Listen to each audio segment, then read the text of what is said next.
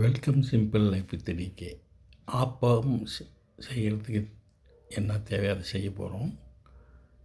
பச்சரிசி, உளுந்து, பச்சரிசி 3 கப்பு, உளுந்து 1 கப்பு, தேங்காய் துருவல் தேவையான அளவு அதுக்கு 1 கப்பு, சாதம் 1 கப்பு எல்லாம் சேர்த்து ஊற வச்சு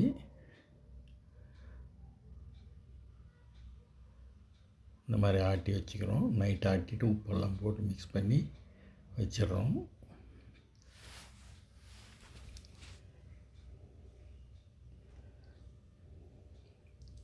காலையில் எடுத்து இந்த ஆப்பம் ரெடி பண்ணிடலாம்.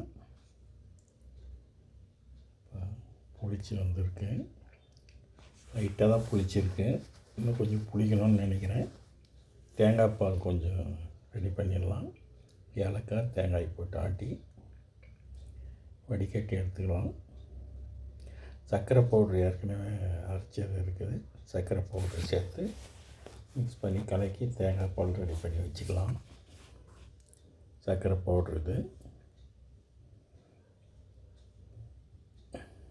தேங்காய் பால் ரெடி ஆகிடுச்சு. இப்போ ஆப்பம் ஊற்றி பார்க்கலாம்.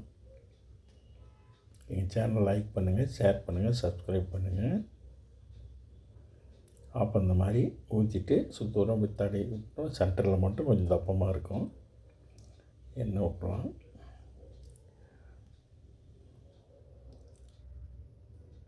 நல்லா புளிச்சா தான் தோசை நல்லா ஆப்பம் நல்லா வரும். ஆப்பச்சட்டின்னு தான் இன்னும் ஈஸியாக இருக்கும். அது ஆப்பச்சட்டியில் ஆப்பக்கடாயின்னு தனியாக வருது. இந்த கடாயில் இப்படி தான் வந்திருக்கு. இன்னும் கொஞ்சம் புளிச்சா இன்னும் கொஞ்சம் நல்லா வரும். நீங்களும் செஞ்சு பாருங்கள். செஞ்சு பார்த்துட்டு லைக் பண்ணி ஷேர் பண்ணுங்கள். நன்றி, வணக்கம், பை பை.